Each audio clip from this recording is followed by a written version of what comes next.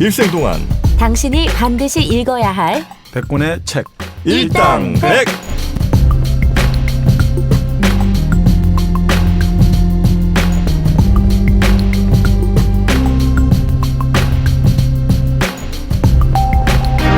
일생 동안 당신이 반드시 읽어야 될 100권의 책 일당백 79번째 시간 2부가 시작됐습니다. 저희는 지금 다치바나 다카시라는 일본 유명한 작가의 임사체험이란 책 포함해서 그 뒤로 또 썼던 책이 있는 거죠? 네네. 2014년 네. 그때쯤 출간한 책까지 해서 네. 죽음은 두렵지 않다. 네, 그런 책까지 함께 지금 읽고 있죠. 1부 마지막에 융. 네. 그래요. 융, 반박. 융이 지구를 아주 멀리서 본 것 같은 묘사를 했지 않습니까? 네. 근데 제가 지금 추정컨대는 네. 저는 이제 그쪽이랑은 또 거리가 좀 있으니까 제가 추정컨대는 그때 안타깝게도 네. 비행기는 있었다는 거예요. 항공기는. 오. 그렇게 뭐 우주까지 날아갈 정도는 아니지만 항공기는 있었잖아요. 항공기에서 네. 사람들이 봤던 모습들이 그땐 꽤 화제였을 거라고. 왜냐하면 비행기 탄 사람들은 별로 없고 땅이 어떻게 생겼는지는 잘 모르니까 네네. 항공기에서 본 모습들을 이야기한 그것들을 많이 이제 이 사람은 들었던 거지. 그래서 그게 종합돼서 아마 지금 그때와 같은 얘기를 했던 건 아닌가. 왜냐하면 융 전에 그러니까 항공기도 없을 시절에 그런 얘기를 했으면 내가 인정. 네. 근데 그게 아니라 항공기가 이미 출현해서 몇천 미터까지 올라갔죠. 꽤 날아다니는 시대였기 때문에 그게 아마 융의 이야기로 이렇게 나온 건 아닌가 하는 의혹을 제기합니다. 네. 뭐 충분히 그럴 수 있습니다.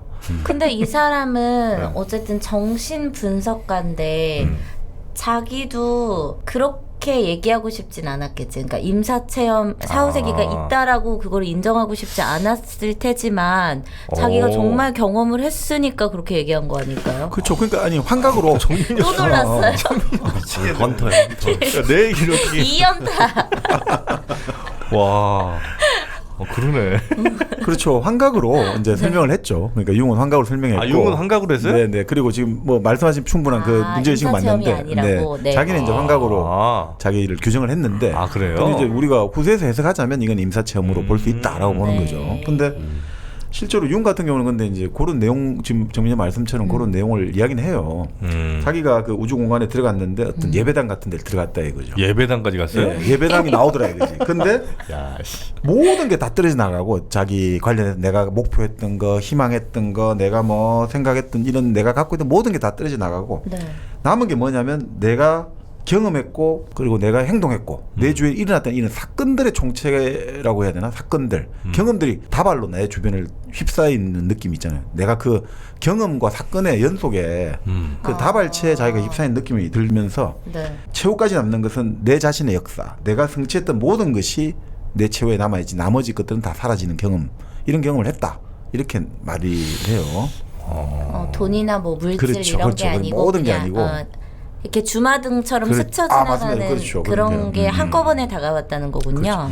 그러면서 결국 임사체험 이런 체험에 의해서 세계관이 완전히 바뀌게 된 사람들이 많잖아요. 바로 이런 식의 뭔가 이런 거 하고 나니까 다 이런 게 덧없고 그 이후에 어떻게 살아요? 그러니까 보통은 진짜? 물질적 네. 욕구에서 정신적 욕구로 많이 바뀌는 거죠. 아, 제일 대표적인 사람이 누구냐면 바로 우리 성경에 나오는 네. 사도 바울이죠. 사도 바울? 바울이 네. 그 뭐죠? 바울이 어떤 사막을 건너다가 일종의 눈이 멀어지고 그 이후로 이제 하나님의 은혜를 입어가지고 애초에 이름이 사울이었잖아요. 사울에서 바울로 이름을 바꿨잖아요. 더 이상 싸우지 않겠다. 아니 큰 사람, 큰 자라는 뜻에서 작은 자, 자기는 주에 비하면 주의 종이니까 아주 작은 사람이다. 그래서 이제 바울로 바뀌었잖아요. 사울하고 바울이 그런 뜻의 네, 차이가 큰 자에서 있군요. 작은 자로 바뀌었죠. 근데 그거를 지금 사람들이 보면 이건 임사체험의 가능성이 높다라고 보는 거죠. 그 당시 여러 가지 문헌 기록을 보면 네. 바울이 그 당시 아주 큰 병을 앓고 있었다. 그러니까 사막이라는 이 공간을 건너다가 이 사람이 결국 거의 죽을 뻔하다가 다시 어떤 결국 임사체험하고 내용 똑같잖아요. 뭐 새로운 신의 존재를 만나게 되고 그래서 완전히 새로운 사람으로 태어난다. 원래 임사체험하고 나서 완전히 새로운 존재로 태어난 사람이 많거든요. 그래서 갑자기 임사체험하다가 하고 나서 전혀 관심 없던 양자역학 이런 공부를 하는 트럭 운전사도 있고 갑자기 어떤 사람은 막 그냥 막 작곡을 하게 되기도 하고. 그래요? 네, 막 그런 뭐 일종의 우리가 ESP라고 하죠. 초능력을 가지게 된 사람들도 많고 치유 능력을 가지게 된 사람도 많고. 물론 이제 나중에 과학적으로도 다들 반박할 수 있습니다. 네, 예를 들어. 네. 근데 어떻든 이런 어떤 임사체험 관련해 가지고 레이몬드 무디라는 사람이 있어요. 70년대. 이 사람이 잠깐 보고 온 사후세계, 라이프 애프터 라이프 해가지고 이게 또 전 세계적인 임사체험에 완전히 고전이 됐거든요. 네. 이 사람 같은 경우는 이 임사체험을 이렇게 딱 표현을 할 수 있어요. 자, 나는 빈사 상태. 거의 죽을 뻔하는 거죠 지금. 의사가 사망 선고를 내린다. 그러면 귀에 거슬린 소리가 좀 들려와요. 사망 선고를 내리고 나서. 그런 다음에 내가 길고 어두운 터널을 그냥 막 빠져나가는 느낌이에요. 네. 그날 갑자기 내가 물리학 육체에서 확 내가 이탈했다는 걸 느껴진다. 그런 다음에 다른 사람, 다른 존재를 만난다. 보통 서양 사람들은 빛을 만난다는 거죠. 네. 그런 다음에 내 인생이 쫙 파노라마처럼 펼쳐진다. 그런 다음에 이 내가 삶과 죽음의 경계선에서 누군가 돌아가라고 그런다. 그럼 난 다시 돌아온다. 이게 이제 임사체험을 구성하는 전형적인 줄거리란 거죠. 네. 근데 요 때만 해도 이 사람은 무디 같은 경우는 뭐 임사체험을 그렇게 과학적으로 자기는 보진 않고 그냥 뭐 사람들이 믿으니까 좀 있겠지가 좀 부정했는데 나중에 20년 후에 다시 다치바나 다카시가 무디를 만나갖고 이야기를 해보니까 네. 이 무디가 그 와중에 자살도 한번 시도해보고 여러 가지 하면서 이 사람은 또 바뀌어버린 거예요. 예전에는 임사체험을 좀 부정했는데 이제는 임사체험을 긍정하는 사후세계가 있다고 긍정하는 걸로 또 바뀌어지더라. 뭐 이런 이야기도 나오는데 무디 같은 경우가 그런 책을 내가지고 잠깐 보고 온 사후세계 가지고 임사체험의 어떤 사례들을 아주 좀 나름 과학이라고까지는 힘들고 좀 나름 좀 정리를 했다고 볼 수가 있죠. 네네. 그 책이 엄청난 인기를 끌은 거예요. 그 다음부터 본격적으로 이제 임사체험 하기 시작된 거예요. 코네티컷 대학에서 아주 그 유명해졌고 그 지금도 그 연구소가 있어요. 연구소가 혹시 뭐 여러분들 중에 궁금하신 분이 있으면 네. 국제임사연구협회가 코네티컷 대학에 있고 그게 그것도 있어요. 인터넷 사이트도 지금도 활동하고 있거든요. www.iands.org 해가지고 iands.org 들어가서 보시면 그 임사체험 관련된 지금 계속 논문들 볼 수가 있습니다. 이 그러면 턴백하는 사람들의 특징이 있어요. 그러니까 예를 들면은 뭐 그 순간까지 갔다가 딱 죽고 끝나는 사람과 갔다 다시 오는 사람들만의 어떤 뭐 특징 공통점이 있어요? 그러니까 이제 뭐 결국 임사체험자들의 공통점을 보면 네. 나중에 좀 비판이 나옵니다만 네. 어린 시절에 유아 학대를 당한 사람들이 임사체험을 그래요? 정말요? 아니 근데 그게 이제 그래서 그런 게 연결되는 게 아니고 네. 어린 시절에 좀 학대를 당하다 보면 다른 자아를 만들려고 하잖아요. 내가 지금 이 진실이 너무 힘드니까 그러니까 다른 자아를 만들어 환상으로 도피하려고 하는 경향이 많잖아요. 네, 네, 인형들 네. 또 인형들하고 잘 노는 친구들 있죠. 완전 환상에서 얘들 완전히 빠져 있잖아요. 네. 인형 보고 악마하고 마녀 할 때는 완전히 애가 그 몰입해가지고 그러니까 그런 그 좀 학대를 당하면서 그런 감수성이 발전해가지고 예를 들어 지금 이런 임사체험이라는 게 그 연결되는 게 아니라 그런 어떤 그 위기 상황이 왔을 때 네. 자기가 느끼게 되는 좀 비현실적인 느낌들을 좀 더 잘 캐치하지 않느냐 이렇게 본다는 거죠. 그러니까 그 사람들이 문제가 있다 이거보다 그런 식으로 이제 해석을 하기도 하는데 그러니까 그런 유학대를 당한 사람들에서 조금 더 그 임사체험 확률이 높더라 이 정도로 이해해 주시면 될 것 같아요. 그러니까 그런 공통점은 좀 있죠. 네네. 근데 대부분 보면 그 이상한 소음 같은 이런 거를 들었다는 사람도 있고 안 들었다는 사람도 있는데 소문? 소음 소음. 노이즈가 발생한다 이거죠. 네. 근데 결국 그거는 육체에서 벗어나려는 신호음이 아닐까 이렇게 해석을 하는 거예요. 육체에서 지금 뭔가 내가 내 혼이라는 게 있으면 이게 벗어나려고 하는 뭔가 신호음이 아닐까 이런 생각도 하는 거죠. 근데 어떤 사람들은 또 정적이 그냥 정적이다 네. 이런 사람도 있고 그러니까 뭔지는 모르겠어요. 뭔지는 아직 정확히 모르겠는데 그런데 뇌 작용설에 보면 이런 이야기를 하죠. 우리 두뇌는 감각 정보가 입력이 안 되잖아요. 그러면 우리 뇌는 육체로부터 분리됐다고 판단하는 경향이 있다는 거죠. 우리 뇌는 있잖아요. 사실 깜깜한 데 가둬버리면 있잖아요. 네. 나중에 실험도 했습니다만 처음에는 뭐 여러 가지 다른 생각을 하다가 갑자기 옛날 생각하다가 갑자기 사람들이 나오고 막 이걸 느끼게 되거든요. 우리 뇌는 있잖아요. 감각이 안 들어가면 그러니까 이 정보가 안 들어가면 네. 내 스스로 뭘 만들어내요. 그 대표적인 게 이게 이 심리학자들하고 다르게 정신분석학자하고 다르게 뇌신경학자들은 꿈이라는 것들은 바로 그런 거로 보는 거죠. 우리가 꿈 꿀 때 래피드 아이 무브먼트 하잖아요. 네, 감각이 네, 네. 없으니까. 그럴 때는 꿈을 꾸잖아요. 그때 뭐냐 두뇌는 각성해 있는데 의식은 깨어 있는데 그 정보가 안 들어오잖아요. 감각 정보가 안 들어오니까 내가 스스로 만들어낸다는 거예요. 그게 꿈이라는 거 본다는 거죠 여기서는. 그런 의미에서 보면 우리 두뇌라는 것은 감각 자극이 입력되지 않으면 이 네. 두뇌는 견딜 수가 없다라고 보는 거죠. 나중에 이런 실험을 해요. 원숭이 실험을 해보거든요. 네. 자, 원숭이를 아주 깜깜한데 어떤 감각 자극도 들어가지 않도록 해가지고 또 굶겨요. 자, 그럴 때 원숭이가 그렇게 굶긴 다음에 원숭이한테 빛이 나오는 곳하고 네. 바나나가 이렇게 이제 먹을 수 있게 여기 두 개 선택할 수 있는 그 네. 조건을 만들어가지고 선택을 먼저 뭘 선택할까를 봤는데 네. 원숭이가 먼저 선택한 게 빛을 먼저 선택해요. 빛의 자극을 먼저 받아야 되는 거예요. 그리고 나서 바나나를 먹어요. 한참 굶었음에도 그럼에도 불구하고 우리 생각에는 막 고프니까 무조건 네, 이거 했던데 바나나부터 갈 먼저 것 같은데. 자극을 받아야 된다는 거죠. 근데 그거는 인간도 마찬가지인 거예요. 인간은 자극을 받지 않으면 못 견디는 거예요. 그 예전에 우리가 요네하라 마리 네. 그 책 있잖아요. 네네. 그 책에 보면 이런 대목 나오잖아요. 수용소에 잡혔는데 자기는 과학 전공자라 가지고 책 읽고 이런 거 아무 관심도 없었는데 다 아무리 힘들어도 견디는데 배가 고픈 것도 견디고 뭐 일 많이 하는 거 견디는데 읽을 거리가 없다는 게 미치겠더라 이거잖아요. 그래서 밤마다 자기들은 이야기를 했다고 하잖아요. 결국 인간이라는 것도 마찬가지라는 거죠. 이게 뭔가 새로운 감각 자극이 안 들어오면 인간은 이 뇌를 못 견딘다는 거죠. 그러니까 그런 의미에서 보면 뇌라는 게 지금 인사체험도 결국은 죽음의 상태에서 근본적인 감각 자극이 차단될 때 일어나지 않느냐라고 또 이제 주장하는 게 되는 거죠. 아, 그거 약간 좀 전 그쪽입니다. 들어보니까 이쪽이 맞는 것 같아요. 아, 완전한 차단이 되다 보면 자꾸 뭘 만들어낸다. 그게 이제 결국 그 환상과 꿈 아니냐 임사체험이라는 건. 네. 네. 자, 그래서 이제 근데 이제 케네스 링이라는 바로 코네티컷 대학의 임종에 연구하는 사람은 네. 임사체험을 어떻게 해석하냐면 이 사람은 오메가라고는 개념을 도입해요. 본래 이 오메가 포인트라고 프랑스의 예수의 신부였던 샤르댕이라는 사람이 인간은 어떤 뭔가 복잡해질수록 의식이 출현한다는 거죠. 뭔가 복잡해지니까 우리가 인간이라는 것도 네. 진화를 통해서 복잡해져 왔잖아요. 네네. 세포, 조직, 기관, 개체. 네. 그러면서 복잡해지면서 어느 단계 의식이 출현하고 인간은 마지막 오메가가 마지막이잖아요. 알파에서 오메가까지 하면 마지막이잖아요. 마지막 포인트는 뭐냐? 인간은 신이 될 것이다 라고 보는 거죠. 진화의 최종 광역은 신이 된다 라고 보는데 그런 그 비슷한 맥락이에요. 오메가를 향하라는 책에 뭐가 있냐면 인류는 지금 새로운 진화를 향한 과도기에 있다는 거죠. 네. 그리고 그 진화의 방향이 임사체험으로 나타나고 있다는 거죠. 지금 임사체험자가 많이 나타나는 것들은 결국 그 임사체험을 통해서 인류가 새로운 뭔가 인류로 나가는 것들을 시사해 준다. 그래서 결국 임사체험을 하고 나면 아까 말씀드린 게 남을 돕고 싶다는 생각이 커지고 초능력도 생긴다고 그렇죠. 종교적 감정이 커지고 인생을 아주 지금 소중하게 생각하게 되고 죽음을 더 이상 두렵지 않게 생각. 그러니까 물질에서 정신적 욕구로 전환이 되더라. 그러니까 임사라는 것은 뭐냐 이거죠. 임사라는 건 인간이 그때 인간이 살아가면서 최고 위기 아니냐 이거죠. 죽을 뻔했다는 거. 근데 그 생명의 위기를 이겨냈다는 생존 체험이야말로 인간에게는 학습이 된다는 거죠. 그 학습을 통해 가지고 우리가 어떻게 되냐. 위기에 처할 때 우리가 내가 극한적 능력을 발휘한다잖아요. 네. 우리가 왜 예전에 불이 났는데 애가 들어가 있다. 그러면 엄마가 그 들어가 가지고 불이 나는 불길 숟가래를 속에서 맞고도 네. 애를 건져 나오잖아요. 네. 그러니까 우리 근육 세포도 어느 순간에 초인간적인 힘을 발휘하듯이 우리 정신의 감각 세포도 초인간적인 힘을 발휘할 수 있는 것처럼 네. 인간은 그렇게 초인간적인 어떤 능력을 발휘해냈다.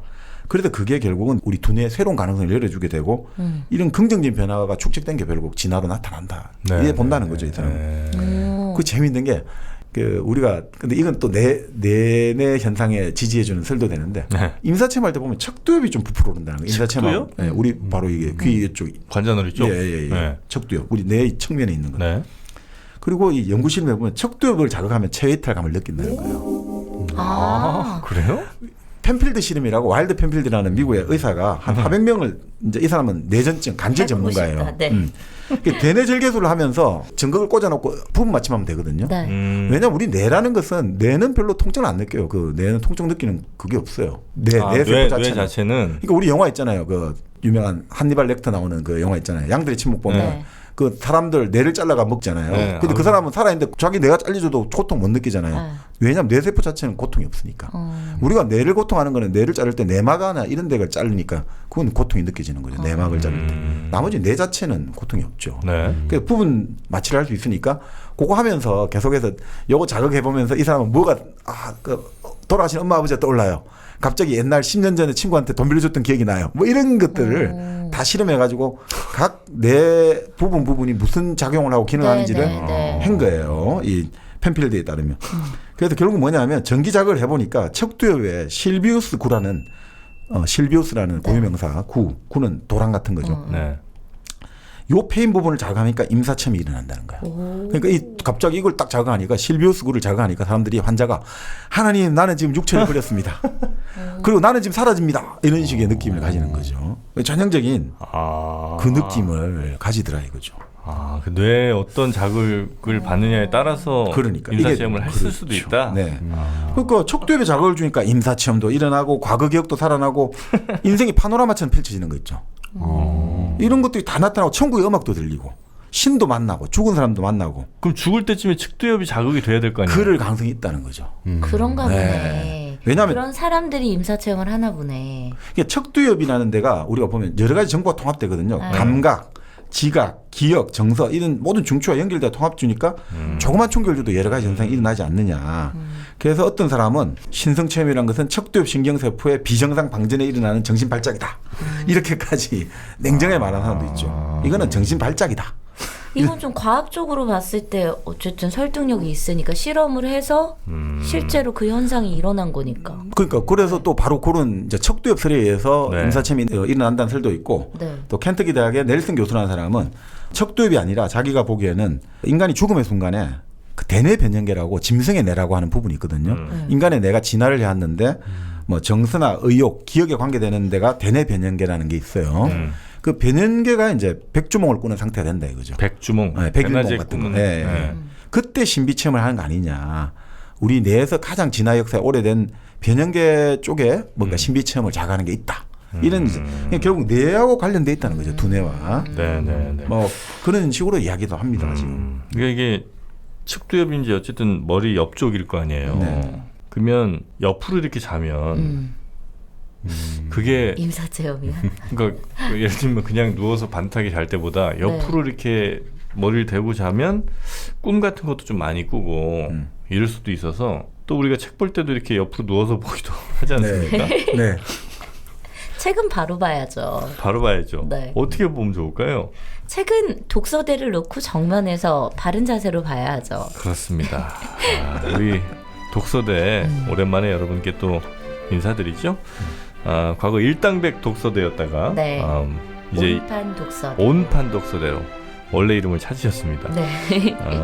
독서대를 통해서 책을 읽으시면 독서 효과가 무려 60% 더 높다는 연구 결과가 있어요? 연구 결과가 이제 조만간 나올 예정입니다. 그래서 여러분 독서 효과를 높이기 위해서도 온판 독서대 네이버에서 온판 온전한 판 뭐 이런 뜻인 것 같습니다. 온판 독서대를 구입하시면 집에서 누워서 책 볼 때 혹은 뭐 의자에 앉아서 책 볼 때도 책상에 이거 그냥 바닥에 놓는 거 말고 이렇게 독서대에 놓고 보시면 각도 조절 다 되고 그리고 또 요즘 태블릿 PC도 다 여기 놓기가 편하니까 그렇게 하시면 어떨까 싶습니다. 온판 독서대였습니다. 네. 쥐어짜는데. 네, 잘 들었습니다. 네. 근데 사실 임사체험이 아까 말씀드린 대로 위기 상황에서 학습이다 이런 설도 하나 있고 또 현실 도피다. 현실 도피 메커니즘이다 이렇게 보는 사람도 있어요. 현실 도피 메커니즘? 그렇죠. 뭐냐면 우리가 사람들이 일상에 스트레스를 받는다든지 지루함을 느낄 때 마약이나 도박에 빠지잖아요. 네. 마찬가지로 임사체험도 죽음이라는 너무너무 끔찍하고 무서운 현실이다 이거죠. 여기서 피하기 위해 가지고 우리가 사후 세계라든지 임사체험의 세계를 만들어 가지고 마음의 평안을 인체가 원하지 않을까 사람이 일종의 현실 도피 메커니즘을 만들고 있다 이렇게 보는 게 다른 거죠. 죽음이라는 게 너무나 두려운 현실이니까. 그렇죠. 뭐 그럴 수도 있겠네. 네. 그러니까 사실 뭐 여러 가지 이야기 나옵니다만 그러니까 내내 현상들 같은 경우는 인간이라는 게 꼭 다른 어떤 뭐 사후 세계가 있고 다른 신이 있어서 그런 게 아니라 우리 두뇌가 너무너무 진짜 아직까지 미지의 세계라는 거죠. 그리고 이 두뇌가 밝히지 못한 어떤 인간의 능력이 너무 많다는 거예요. 그러니까 대표적으로 우리가 그럼 그 사람 다 눈 감고 있는데 어떻게 이걸 다 봤냐 말이다 이거죠. 체외 이탈하지 않으면 어떻게 그 자기를 수술한 환자 얼굴이 어떻고 뭐 이 상태가 어떻고 이걸 어떻게 아느냐. 자 그럴 때 이런 이야기도 해요. 어떤 우리가 위기 상황이 되면 우리 보통 우리가 보는 감각기관 능력이 예전에 어떤 우리 원시적인 능력들이 깨어날 수 있다 이거죠. 지금의 능력이 문을 닫아버리면 새로운 능력의 문이 열린다는 거죠. 자 그렇게 하다 보면 운동 같은 경우도 그렇게 할 수 있는데 시각은 왜 안 되겠느냐 감각들. 그래서 우리가 꼭 눈으로만 볼 수 있는 게 아니다라고 보는 거죠. 그러니까 두 가지 설이 있어요. 빛이 우리 두개골을 통해서 뇌로 직접 전달돼 가지고 우리 뇌가 본다는 거예요. 두개골을 통해서요? 네. 그러니까 본다는 게 우리가 본다는 게 눈으로 보는 거 아닌 거 아시죠? 우리가 본다는 것은 뇌로 보는 거예요. 눈은 카메라하고 예를 들어 쉽게 설명하자면 네. 뒤에서 재생되는 것은 우리 머리 뒤쪽에 후두엽에 있는 그 시각 피질에서 우리가 영상이 재현되는 거예요. 그래서 우리가 보는 거거든요. 그래서 만약에 머리 뒤통수를 잘못 때리면 그 사람 영원히 그 시각장애가 되는 거예요. 머리 뒤를 함부로 치면 큰일 나요. 아 눈은 정상적으로 작동하더라도 하더라도 이 후두엽을 다쳐버리면 영원히 보지 못하는 거죠. 그래서 함부로 장난을 머리 뒤통수 때리고 이러면 큰일 나는 거죠. 눈은 그냥 렌즈에 불과할 뿐이라는 거죠? 아니, 물론 이제 눈도 작용하겠지만 그렇죠. 좀 이제 우리가 거칠게 표현하자면 눈은 네. 카메라, 렌즈고 이게 결국 우리가 모니터가 딱 재현되는 것은 바로 뒤쪽이란 말이죠. 그러니까 후두엽에 치면 아무리 카메라는 이상 없어도 이미 재생되는 화면이 고장이 나버렸기 때문에 안 된다는 거죠. 그래서 이제 그 보통 그렇게 보고 있는데 네. 바로 빛이 뇌로 직접 전달돼가지고 볼 수 있다. 근데 이게- 카메라가 없으면 어떻게 빛이 들어가? 이게 그러니까 사실 피부 자체가 지금부터 캄브리아 대폭발을 해가지고 지금부터 한 5억 년, 6억 년 사이에 또 억년으로 가나요? 네, 이 생명체가 갑자기 그 순간에 막 어마어마한 생명체가 생겨나기 시작해요. 막 종류가 네, 다. 네. 근데 그때 시각이 태어났다고 보거든요. 시각이라는 게 동물, 그러니까 생물에게서. 그 전에 시각이라는 게 없었죠. 없었어요? 볼 수 없었다고 그때는? 그냥 모든 게 피부인데 좀 더 뭔가 빛이라든지 있는데 외부에 예민해진 것들이 이제 시각으로 진화되지 않았을까라고 본다는 그럼 거죠. 그때는 눈이 없어요? 없었죠. 그러니까 이 눈이 눈이라는 없다고요? 것도 진화된 거죠. 이 피부를 통해서 진화된 거죠. 눈이라는 것은 뇌신경이 튀어나온 거잖아요. 뇌신경이 튀어나온 게 눈이에요. 네? 뇌신경, 우리 두뇌 신경, 얘네 신경이 있잖아요. 뇌신경이 튀어나왔다고요? 그거에서 발전한 게 눈이라고 보는 거죠. 그래서 눈이 진화에서는 상당히 지금 진화, 이제 흔히 말하는 진화에 반대하는 사람들이 비판할 때 눈이라든지 우리 횡격막이라든지 이런 게 있지 않습니까? 우리 여기 식도와 네. 여러 가지 이제 기도가 넘어갈 때 이게 자체가 진화의 대표적인 실수다 이런 이야기 하잖아요. 왜요? 잘못 만들어졌다 이거죠. 애초부터 설계를 했다면 이렇게 만들지 않았을 거다. 진화론자들이 비판하는 거죠. 애초부터 설계가 이루어졌다면 이런 식으로 안 만들었을 거다. 이렇게 문제점이 많다고 보는 거죠. 사실은. 식도랑 기도가 그렇죠. 종종 헷갈려서 뭐 살해 들리기도 그렇죠. 하고 죽기도 하고 하잖아요. 기도에 뭐가 잘못 네. 넘어 죽기도 하니까 그 디자인이 좀 실패다. 그렇죠. 그 눈 같은 경우도 저 보면 좀 약하다고 보거든요. 그 여러 가지 기능적인 면에서. 그래요? 네네. 그러니까 그런 게 보다 보면 네. 이제 결국 없었다. 촉각 정보가 시각 정보로 번역될 수 있다는 거죠. 그러면은 코도 없었어요? 입도 없었고? 그 애초에는 우리가 이 세포 피부로 해서 개별적으로 발전했다 이래 보는 거죠. 그러니까 뭐 이분이 있었겠지. 뭘 먹어야 되니까. 먹고 뱉는 기능들. 아메바 같은 그렇게 거요. 생각하시면 되죠. 있으니까. 그 처음에는 먹고 뱉는 것도 같았겠죠. 처음에는 먹고 뱉는 게 같았겠죠. 먹는 거하고 뱉는 거하고 같았겠죠. 구멍이 네. 그러다가 이제 그게 좀 더 효율적으로 할 도저히 때 그건 못 견디겠으니까 더러워도 못 견디겠으니까 뒤로 빼고 구멍은. 근데 피부가 피부 세포와 신경 세포의 연계가 기원이 같다는 거죠. 그래서 피부도 온몸에 퍼지는 뇌와 같다라고 보는 거죠. 피부로 본다. 그래서 멕시코의 그 질버밤 교수의 실험에 따르면 이렇게 나와요. 어린이 19명을 대상으로 요가 훈련해가지고 여러 가지 이런 훈련을 시킨 다음에 네. 완전히 눈을 가리고 깜깜한 데 가서 사물 보는 실험을 했단 말이죠. 빛이 하나도 안 들어가요. 근데 얘들이 충분히 인식하고 다 이거 읽어내더라는 거예요. 어떤 형태라든지 뭐 이런 아니 것- 그 내용 자체를 다 읽어내더라는 거예요. 그까지 그래요? 올라갔다는 거예요. 아주 정밀한 시각, 우리가 눈으로 보는 정도로까지 시각 인식이 성립하더라는 거예요. 그러니까 이게 참 신기한 거예요. 그러니까 신기하다. 이런 것도 있다는 거예요. 여기 보면 실험을 해보니까 카메라로 찍은 시각 패턴을 진동 패턴으로 변환시켜가지고 네. 사람의 등에 대고 진동을 들려주면서 보게 하는데 네. 결국 나중에 그걸 읽어내더라는 거예요. 진동만으로요? 진동만으로도. 그러니까 이게 결국은 결국 임사 체험을 반박하는 근거가 된다는 네, 거죠. 네, 네. 그러니까 지금 눈이 가려졌다 하더라도 충분히 이 몸에 있는 이걸 갖고 뭔가 세포들로 모르는 볼수 신호 정보를 있다. 전달해갖고 내 머릿속에 재구성될 수 있다. 네. 그러니까 이게 참 신기한 거야. 그러니까 이 옷을 입는 게 문제야. 왜요? 피부의 감각을 퇴화시키니까. 그럼요. 옷을 벗어야 돼. 무슨 왜 벗어? 그래서 루소가 자연으로 돌아가라고 한 것 같습니다. 네. 가끔 이게 뭐 비슷한 얘기인지 모르겠는데 네. 내 눈에 시야각에서 없는 혹은 내 뒤통수나 뭐 이쯤에서 뭔가가 다가올 때 네. 뭔가 느끼기도 하잖아요. 그쵸. 그게 뭐 어떤 뭐 온도나 이런 걸로 내 느낄 수도 있지만 네네. 꼭 그렇지 온도 아닌 경우에도 피부로도. 피부로. 뭔가를 느낄 때가 있는 것 같기는 해요. 물론 피부가 자체가 그 온도의 변화나 공기의 변화나 그 사람이 이 사람 죽이려고 할 때 이게 막 긴장하고 이런 게 이런 걸 다 포착할 수도 있겠지만 네, 피부 자체도 신경세포하고 본질적으로 기호는 같다. 뭐 사실은 세포는 다 그렇구나. 그런 것 같죠. 그 뒤에도 눈이 달렸다 얘기하고 막 이런 게 그게 좀 더 발전한 사람들. 우리가 생각하는 상상도 못할 힘센 사람들 많잖아요. 마찬가지로 그럼 운동세포만 그러냐, 근육세포만. 감각세포도 상상도 못할 만큼 예민한 사람도 그럴 수 있고. 있다. 그 귀로도 초음파를 듣는, 그러니까 다치마나 다카시는 자기 어머니가 초음파를 듣는 사람이었다는 거예요. 그래서 초음파를 가지고 교통량 측정하는 데를 가면 자기 아주 다른 사람들 아무도 안 된다. 어머니는 막 아우 시끄러 죽겠다고 그런 사람도 있고.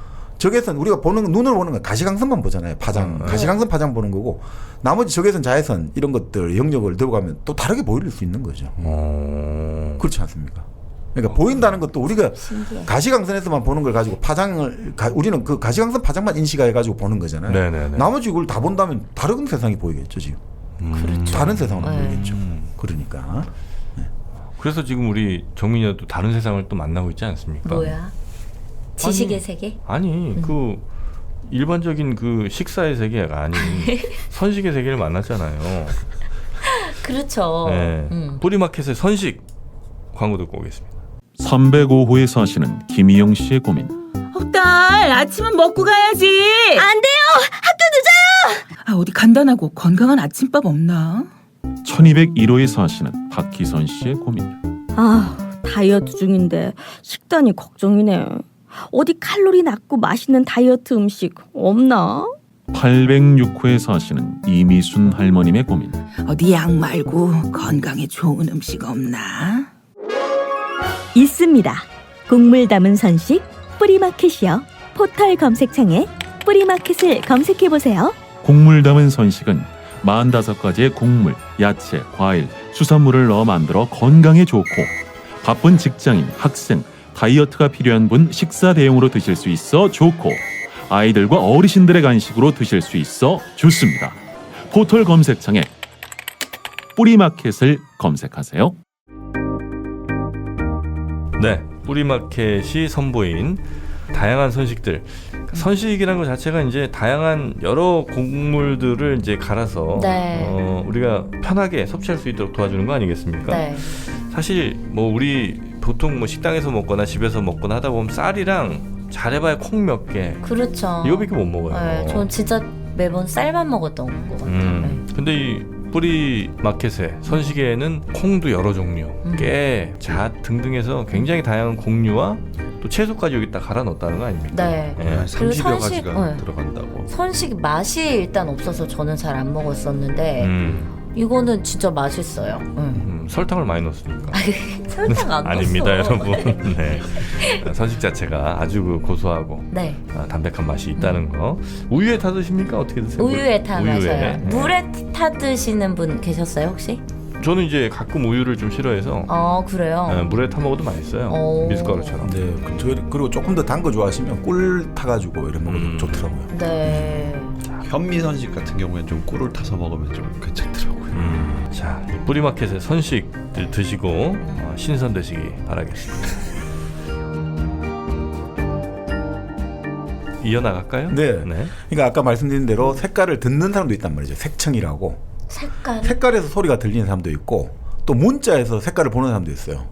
프랑스의 천재시인 랭보 같은 경우는 그런 시도 있잖아요. A는 검은색, E의 흰색, I의 붉은색, U는 녹색.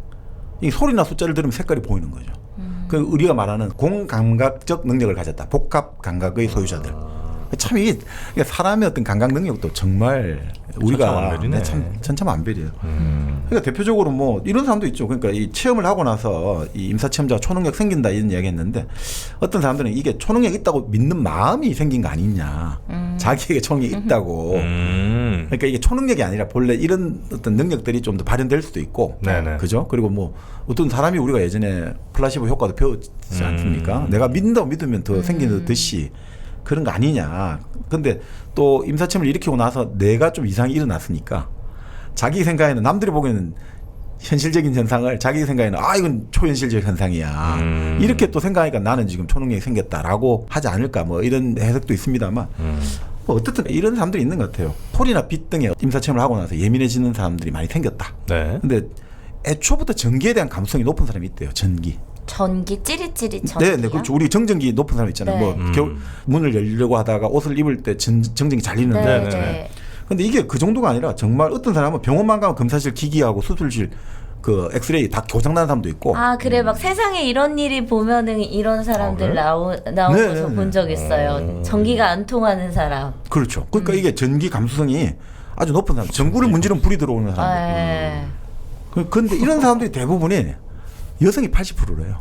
남자보다 여자가 그래요? 80%. 그건 모르겠습니다. 이거는 뭐야. 여성에게 압도적으로 많대. 이 전기 감성이 높은 사람들이. 그러니까 이런 사람들이 흔히 말하는 치유 능력이 있다고 보죠. 손에 전기가 있으니까 우리가 이게 뭔가 이슈 하면 찌릿찌릿한 느낌이 오면서 뭔가 나은 것 같은. 그 흔히 말하는 물리치료, 인간 물리치료기죠. 그러니까 이 사람 네네네. 손만 갖다 대면 물리치료기가 되는 거죠.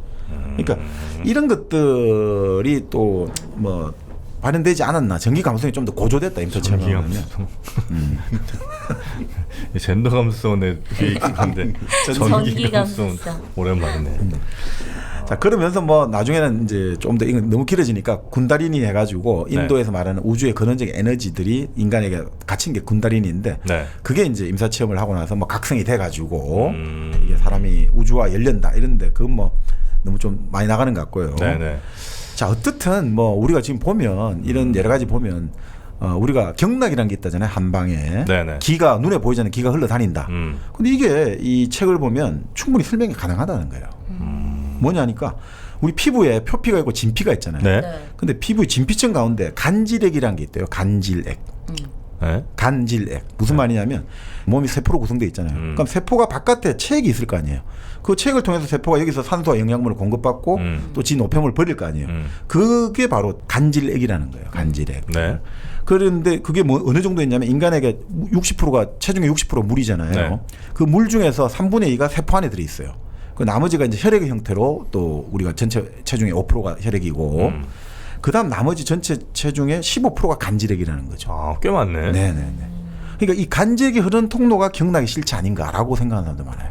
경락이라는 것들이. 이게 간질액의 통로다. 그러니까 그게 신경이라든지 혈관 말고도 또 다른 이 인체를 순환하는 통로가 바로 이 간질액이다. 이거 예전에 이제 북한으로 갔던 과학자죠. 김봉환이라는 분이 있었는데 네. 그게 봉환학설이라는 거를 세계적으로 발표했던 거예요. 김봉환이라는 사람 이름을 땄어요. 봉환학설. 그래서 이 사람은 세포 이런 거 말고 사날이라 불렀거든요. 그런 거 배웠잖아요. 신경은 한번 손상되면 절대로 재생이 안 되고 이런 거 배웠는데 이 사람은 그 사날이라는 뭔가를 도입해가지고 그래서 이 경락을 나름 과학적으로 최초로 입증하려고 했던 논문을 썼거든요. 네. 상당히 인기가 있었는데 그분이 이제 속청되면서 다 사라져 버렸죠. 왜 숙청됐어요? 뭐 그러니까 말 잘못했- 속청남에서 올라간 과학자였는데 어떻게 속청되니까 이게 또 논문이 다 사라져 버려요. 그래서 결국 그걸 지금 잊지는 못하고 있고 네. 우리 이제 남쪽에서 좀 더 다른 여러분들이 그런 거를 좀 경락을 입증해 보려고 한다는데 어쨌든 이 임사 체험을 봐도 그게 나옵니다. 이제 이 간질액의 존재를 통해서 경락도 충분히 설명할 수 있다. 네네. 뭐 이런 이제 이야기가 쭉 나오죠. 근데 결국은 우리가 임사 체험을 여러 가지 설명하면서 이제 좀 재밌는 게 있어야 되잖아요. 자유자재로 임사 체험을 하는 사람이 나와요. 자유자재로. 오, 그때 꿈도 자유자재로 꾸는 루시드들이. 사람들이 있다고 그랬잖아요. 그렇죠. 그런 것처럼 네. 어떻게 해요? 근데 이거? 이 사람은 이 할아버지인데 네. 자기가 젊었을 때 27, 8살 때 세 줄로 묶여가지고 완전히 이제 흔히 말하는 극한 상황에 몰렸는데 네. 그때 죽었던 애인이 유령이 돼서 자기한테 온 거란 말이죠. 근데 그 경험을 다시 하려고 임사체험술을 자기가 연구를 한 거예요. 근데 그때 경험이 너무 좋은 거예요.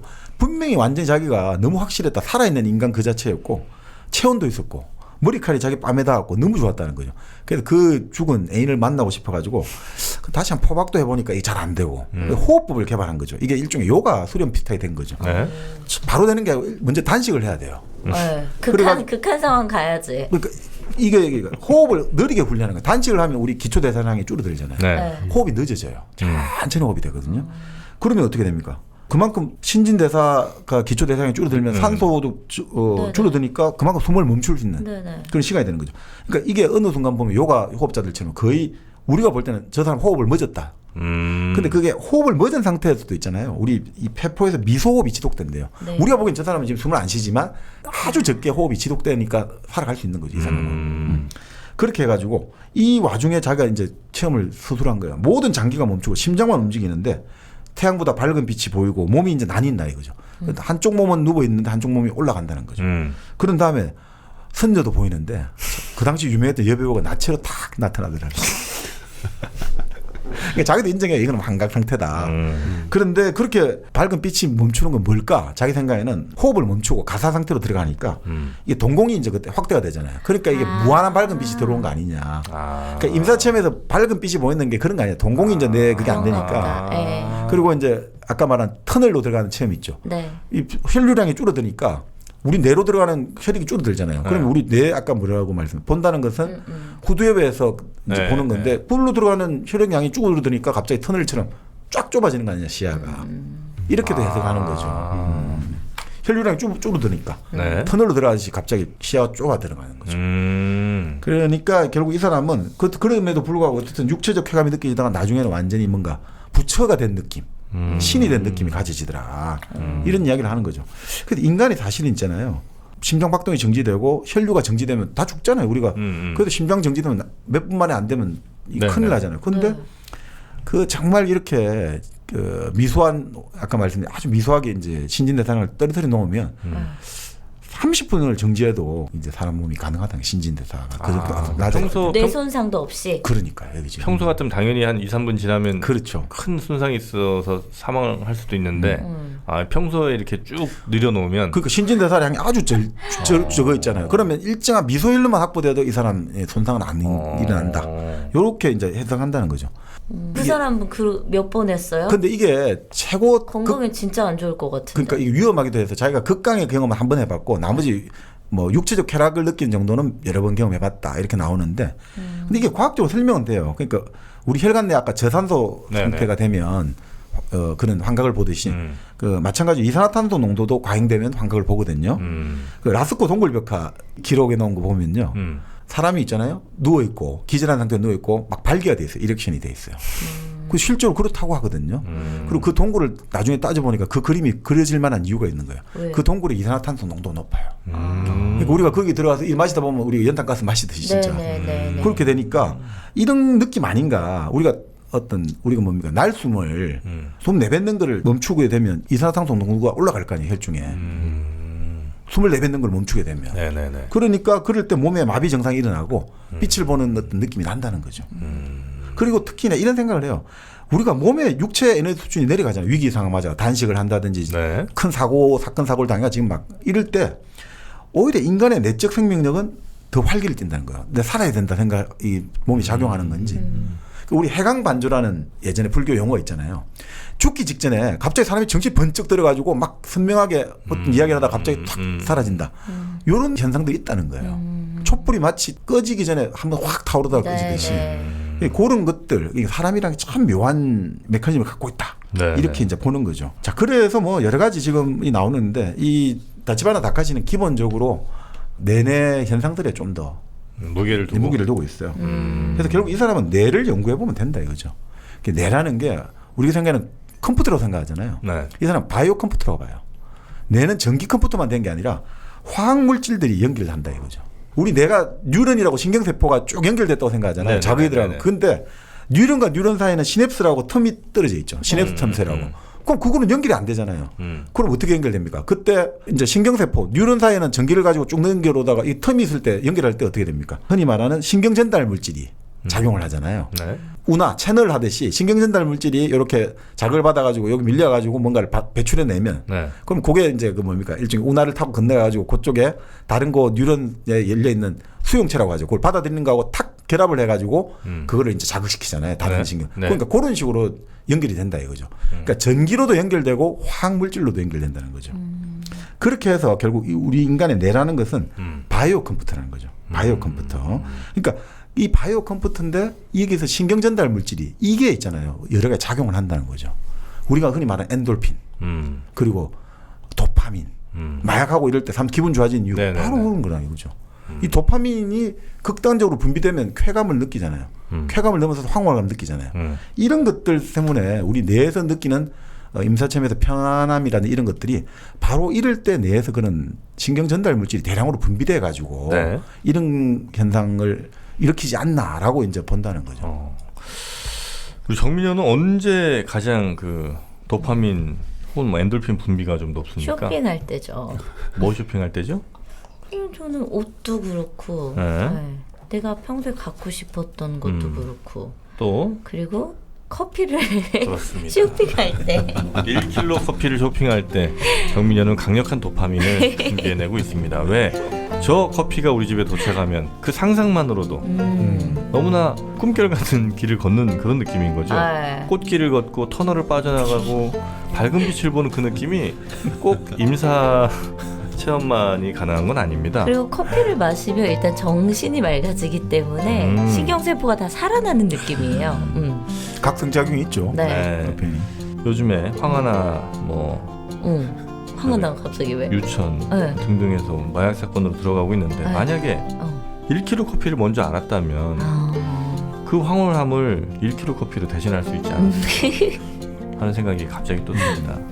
마약보다도 달콤합니다. 하지만 우리 몸에 오히려 이롭습니다, 여러분. 1kg 커피 하루에 마약은 빼. 또 빼? 또 실수했어? 마약보다 황홀한 기쁨. 마약보다 황홀한 기쁨 1kg 커피 다양한 맛 그리고 다양한 형태로 여러분 만나보고 있죠. 네. 특히 그 르완다 그 공정무역을 통한 커피라든지 이 전 세계 우리 소비자들이 제3세계에 있는 또 농부님들을 직접 적절하게 만날 수 있는 기회가 또 이런 거 아닌가 싶습니다. 네. 네. 착한 기부 방식이니까. 그렇죠. 네. 자, 1kg 커피 포털 사이트에서 1kg 커피를 검색하셔도 되고요. 저희 일당배 공지사항에 있는 링크를 타고 가셔도 여러분이 사랑하고 계신 원두 그리고 드립백 콜드브루까지 또 다양한 맛들을 함께 만나보실 수가 있습니다.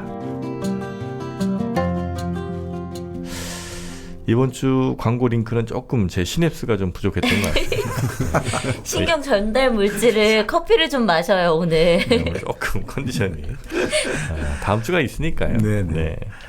근데 이제 사실 그래서 이제 신경 전달 물질을 연구하면 네. 이제 내내 현상을 충분히 임사체험 현상을 설명할 수 있다.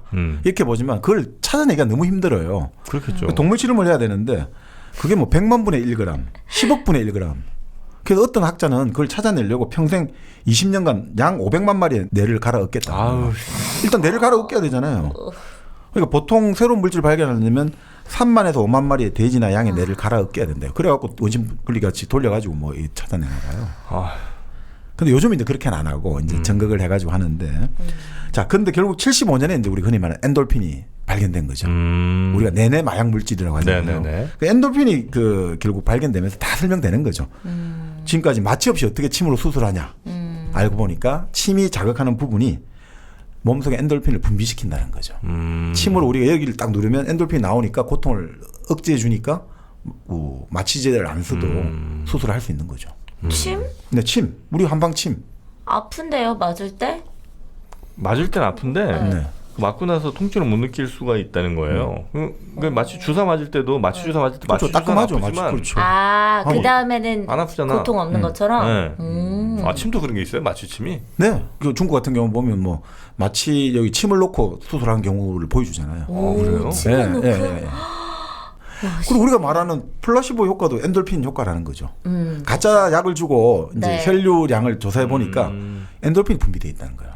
이게 플라시보 효과. 그러니까 야 효과 있다 생각하니까 엔돌핀이 나와가지고 이게 진짜 내가 믿는 게 생리의 변화까지 일으키는 거예요. 내가 이게 효과 있다 믿으니까 엔돌핀이 나온다는 거죠. 믿으면 변한다. 변하긴 변하거든요. 그러니까 우리가 러너스 하이 하죠. 마라톤을 막 2시간이나 뛰는데 갑자기 이 사람들이 고통스러워야 되는데 막 얼굴에 환희가 느껴지잖아요. 그것도 결국 보니까 엔돌핀 수치가 4배 이상 뛰어 있더라는 거예요.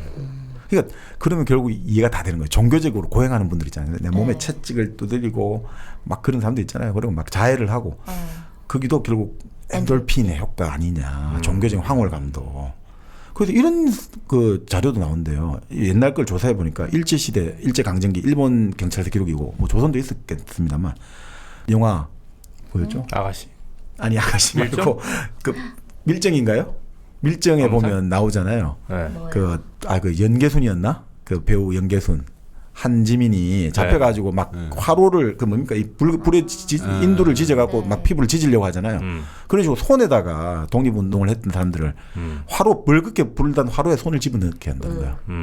그런데도 고통을 못 느낀 운동가들이 있더라. 이 기록이 있는데 그것도 지금 엔돌핀 효과로 설명이 가능하다는 거야. 그러면 예전에 중세시대 때 순교자들이 화양이 치는데 웃으면서 화양 막 불이 타는데 웃는 사람 있었다 했잖아요. 이것도 결국 엔돌핀이 나와서 고통 없이 죽었을 가능성도 있다고 보는 거예요. 엔돌핀이 아주 강력하게 정말 강력한 의지력을 발휘하고 엔돌핀의 어떤 상승을 불러와가지고 고통 없이 아무리 뭐 내 손발을 잘라내도 고통 하나도 없이 이럴 수도 있다라고 이제 본다는 어차피 거죠. 고통을 느끼는 거는 뇌에서 느끼는 거니까. 그렇죠. 뇌에서 느끼는 거니까. 사람 보면 참 신기해가지고 그런 이야기를 해요. 어떤 쾌락을 느끼는 신경들이 있지 않습니까? 보통 이걸 A10이라 부르는지 A10이라 부르는지 모르겠는데 A10 신경이 쾌감을 쾌감이 발생하는데 네. 이 신경이 너무 쾌감이 도를 지나치지 않도록 또 개버 신경이라고 그게 또 억제를 하거든요. 근데 마약이나 이런 걸 복용하고 이런 게 나오면 이 개버 신경의 활동이 억제돼 가지고 쾌감이 막 극대화돼 버리는 거예요. 인간은 쾌감을 느끼는 신경이 활성화되면 또 그 쾌감을 억제하도록 또 다른 신경이 작용하는데 마약을 먹으면 마약을 복용한다든지 엔돌핀 이런 것들은 그 억제하는 신경을 또 억제해 가지고 쾌감이 그냥 무한대로 뻗어나가도록 황홀하도록 해준다는 억제 거죠. 신경을 그렇죠. 또 억제시켜 못 쓰게 하는 거니까. 그러니까 이 엔돌핀 같은 경우에 하니까 사람들이 이게 사실 고통이 없을 수도 있다. 그리고 우리도 보통 사람도 이 정도는 아니더라도 우리가 매운 거 먹으면 좋아하는 사람도 있잖아요. 매운 스트레스 풀린다고 그렇죠. 하는 사람들. 그게 바로 그 엔돌핀이라는 거예요. 매운 것도 먹으면 고통이잖아요. 매운 건 맛이 아니거든요. 고통을 느끼면 엔돌핀이 나온단 말이죠. 그러니까 그 쾌감을 느끼려고 매운 거를 좋아하지 않나 이러고 본다는 거죠. 또 뭐가 있어요? 일상에서 엔돌핀을 느끼려면? 또 마찬가지 스트레스 아까 받을 때. 스트레스 받으면 사실 또 사람들이 그 방어 기제로 엔돌핀이 나와요. 스트레스를 받으라고요? 아니 그러니까 사람이 몸이 아프고 이럴 때 그 아까 일부러 고행을 한다 했잖아요. 자기 몸을 일부러 일 많이 하는 사람도 있죠. 네. 학대를 할 만큼 일만 그것도 사실은 엔돌핀 수치가 상승한다는 데이터가 나온대요. 학대를 좀 당해봐. 아니 뭐 그까지는 뭐 운동을 뭐 지속적으로 하는 너무 안 것도 뭐 쓰나? 그런 거 아니에요? 그렇죠. 운동을 아까 하는 것도 마찬가지로 운동이란 고통인데 고통할 때 엔돌핀이 나온다는 거죠. 그래서 이런 것도 있어요. 우리가 사람 몸이 얼마나 신기하냐면 네. 뇌경색이나 뇌출혈 환자가 이제 증세가 나타나잖아요. 고통이. 딱 그러면 이틀 후부터 이 사람 엔돌핀 수치가 몸에 상승하기 시작해요. 이제 자, 내 몸이 힘드니까 엔돌핀을 내보내줄게. 이제 고통을 견뎌. 그러니까 이게 생각보다 사실 이 엔돌핀 작용이 인간의 모든 부분에 작용을 하고 그래서 어떻게 보면 임종 때 편안한 얼굴을 표정하는 사람이 상당히 많다는 거예요. 임종 때. 엔돌핀이 나가 마지막 순간에는 다 모든 걸 들어준다 이거죠. 그 순간에 고통이 있지만 그 순간에 고통이 나오자마자 엔돌핀이 이 죽음을 지금 대비를 해야 될 거 아니에요. 그러면 엔돌핀을 대량으로 이제 퍼부어가지고 그래서 어떤 사람들 그런 얘기 하잖아요. 엔돌핀 나올 때 어떤 거는 완전 유성우 밤하늘이야 그냥 막 유성우가 내리 퍼붓듯이 막 그냥 이 뇌를 그냥 사정없이 폭풍처럼 그러니까 해피하게 해주네. 해피하게 해준다는 거죠. 그래서 임사체험은 행복한 느낌, 유포리아를 가지지 않느냐라고 본다는 거죠. 그러니까 결국 인간은 뭐니 해도 이 뇌에서 결국 일어나는 일들 때문에 이런 것들이 일어난다 이렇게 본다는 거죠. 그래서 사실 보면 뭐 환각작용들 있지 않습니까? 예전에 선인장 있죠. 선인장에서 응축해가 으깨가지고 하면 메스칼린이 나오잖아요. 그게 뭐예요? 그게 환각물질이거든요. 그거 잘못 먹으면 큰일 나거든요. 이제 환각작용이. 네. 그리고 그거 LSD 같은 거. 이걸로 갖고 LSD 하면 사람들 뭐랍니까? 우주를 갔다 왔다고 하잖아요. 은하의 세계를 내가 갔다 왔다고. 그게 다른 세계를 체험했다고 보거든요. 물론 그 환각제는 하고 나면 좀 불쾌한 사람도 있고 환각이라는 걸 안다는데 그 사실은 근데 그 환각 작용에서 그 체외 이탈감도 좀 비슷한 건 아니냐라고 보는 거죠. 근데 이제 체외 이탈하고 좀 다른 게 체외 이탈은 분명히 내가 하나가 누워 있어야 돼요. 하나는 움직이지 않고 하나가 움직이는데 그렇죠. 환각 작용에서도 이제 흔히 말하는 자기상 환실해가 내 모습을 다시 바라보는 게 생겨요. 근데 그때 그 두 개로 쪼개지는데 그건 둘 다 움직여요. 아, 내 몸도 움직이고 그것도 움직이고 그거를 흔히 말하는 우리가 도플갱어라고 부르죠. 바로 환각을 작용할 때 내 상이 다시 다른 걸 보이는데 그게 같이 움직여 나가는 거. 그러니까 이 체외이탈하고는 좀 다르다는 거죠. 그러니까 도플갱어 보면 죽는다는 말은 무슨 말인지 아시겠죠? 당연히 이제 위험하다는 경고가 맛이 같다 너. 이미 그러니까 내가 위험한 상태라는 거예요. 환각작용으로 지금 네가 지금 네 몸이 제대로 아니야. 너 위험하니까 지금 도플갱어 나면 위험하고 꼼짝 말고 있으라는 게 그 말이란 거예요. 너가 지금 환각 상태로 지금 환각을 보고 있어. 이거를 지금 지시해 준다는 거죠. 네. 알겠습니다. 임사체험. 아유. 뭐 또 많이 남으셨는 모양이에요. 이번 주는 안 됩니다. 이번 주는 허용이 안 돼요. 네. 뭐 다 하죠 뭐. 그런데 그럼에도 불구하고 엔돌핀 한계는 분명히 또 있습니다. 엔돌핀 한 개? 예. 왜냐하면 엔돌핀도 주입하면 대부분 잠을 잔단 말이죠. 우리 프로포폴 주입하면 의식 없잖아요. 억지로 엔돌핀을 넣을 수도 있어요? 예, 아주 고통이 어떤 마치 이제 몰핀도 안 되는 그 환자들 30명에게 네. 그 엔돌핀을 추출해가지고 주사제를 하니까 네. 30시간간 전원이 다 고통 없이 편안했다는 거죠. 전원이 단 한 명의 예도 없이 다 편안하게 그런 거 보면 이게 좀 강력하게 또 내내 현상이다 그죠? 단일하게 작용한다 볼 수가 있죠. 네. 근데 엔돌핀은 문제는 잠들고 의식이 없는데 프로포폴 비슷한데 임사체면 의식이 선명하다. 요게 좀 문제가 있고 또 엔돌핀은 무통증 상태가 오래 가거든요. 근데 임사체험은 체험 끝나는 순간 통증이 또 느껴져요. 아 그래요? 임사체험 통증이 이제 체험이 끝나고 다시 통증은 또 느껴져요. 그러니까 이게 조금 엔돌핀으로만은 설명하지 못한다. 뭐 이런 이야기들이 좀 또 많이 있습니다. 네. 그 엔돌핀 약 같은 거 있으면 좋겠다 그죠? 네. 그냥 고통 있게. 그리고 판매가 안 되겠지 뭐. 그렇겠지. 마약류. 그 인간이란 게 아까 말씀드린 대로 아까 그 A10 신경, A10 신경 같은 경우가 그 쾌감이 발생하는데 또 그거를 너무 도가 지나치지 않도록 개버 신경이 또 억제하고 이게 왔다 갔다 하면서 되어 있단 말이죠. 그게 어느 순간에 안에 단계를 넘었으면 또 뒤죽박죽 돼버려 가지고 인간이 내가 문제를 일으킨다 이래 보거든요. 그러니까 그 관점에서 보면 결국은 항상 우리가 정도의 문제다 이렇게 볼 수가 있겠죠. 30시간씩 잠을 자고 그러면 괜찮나?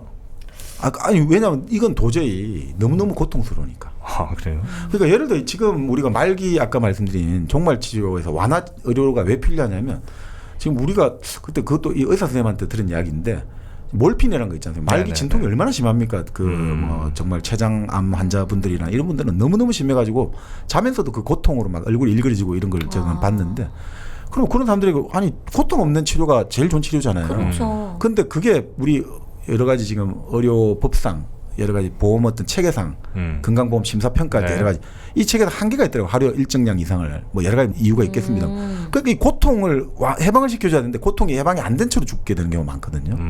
그래서 지금 그런 문제도 좀 있죠. 지금 난 이런 거. 그거는 진짜 개선돼야 된다고 봐. 네, 그러니까 그런 완화를 해줘야 되는데 하루에 1시간 완화하고 뭐 2시간 아프고 예전에 그런 경우 많잖아요. 병원에 가면 진통제 많이 맞으면 회복이 늦어지니까 네네, 참아라. 네네. 그거 다 아니라고 하거든요. 제가 나중에 이야기를 들어보니까 그게 아니라는 이야기 많더라고요. 아, 그래요? 의료 비용 문제라든지 이런 거 부작용이라는데 그게 요즘은 좀 많은 부작용 개선돼 가지고 아픔을 참지 말라고 하죠. 아프면 무조건 빨리 맞아라고 하죠. 아, 그래요? 예, 그런 이야기를 많이 하더라고요. 요즘은. 요즘 병원에서는 물론 또 돈을 벌려고 한다 이런 이야기도 나오겠습니다만. 지금 갑자기 또 궁금한 건데 출산할 때도 그러면은 엔돌핀이 나오나? 나오겠죠. 야, 이거 이제 출산 나고 임사체험하고 연결되는데 네. 뭐 그것도 있습니다만 출산 때는 옥시토신이라고 바로 그런 아 맞아. 호르몬이 나온다고 하죠. 그 호르몬 나온다고 그게 했었어. 아주 이제 아이와 엄마하고 이게 친밀감을 신뢰감을 넣어주는. 난 안 나왔나 봐. 난 너무 아팠는데. 아니 그게 그러니까 아픈 건 아픈 건데 이제 네. 아이를 예를 들어 내가 사랑스럽게 생각하는 그런 작용을 한다는 거죠. 그러니까 연인들끼리 서로 사귀면서 서로 포옹을 할 때도 옥시토신이 네네. 이제 분비된다 하듯이 그러니까 아이를 낳을 때 그런 옥시토신이 일반적인 상태보다 아주 많이 배출한다 이렇게 나오죠. 그 이제 아이와 엄마 사이에서는 옥시토신이 나오고 네. 남녀 사이에서는 아니 남녀 사이도 옥시토신 나옵니다. 근데 같은 물질이 또 옥신각신 아닙니까? 남녀 사이에는 야, 이거라도 하나 커피 해. 한 잔 마시고 와요. 한 잔 또 마셔야 되나? 아 근데 지금 진짜 바로 출산 이야기 했잖아요. 네. 바로 임사체험이 출산이라는 사람도 있어요. 출산 때를 거꾸로 올라간 거다라는 말도 해요. 응? 출산의 체험을 거꾸로 한 거다 이거죠. 임사체험은. 그래요? 태어날 때는 출산, 죽을 때는 임사가 똑같다는 거예요. 왜냐면 아까 턴을 들어간다 했죠. 네. 그게 산도를 쫓고 구부르구나 산도로 아이가 나오는 과정이다 이거죠. 그리고 빛이라는 건 산도의 출구 저쪽에 보이는 그쵸. 빛이다. 아. 이런 지금 아까 말씀대로 그렇게도 해요.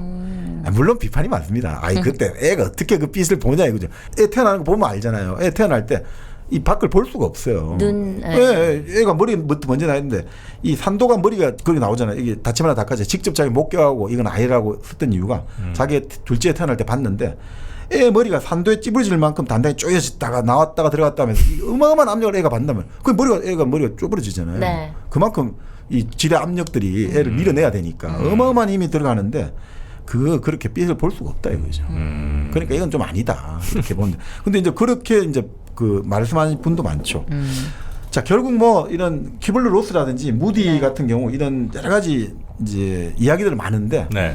뭐 이게 제일 유명한 이제 체외 이탈을 입증한 데보다 아주 지지하는 설리번 씨의 사례가 있는데 네. 나머지는 다 이제 반박할 수 있어요. 이거는 체외 이탈 아니다.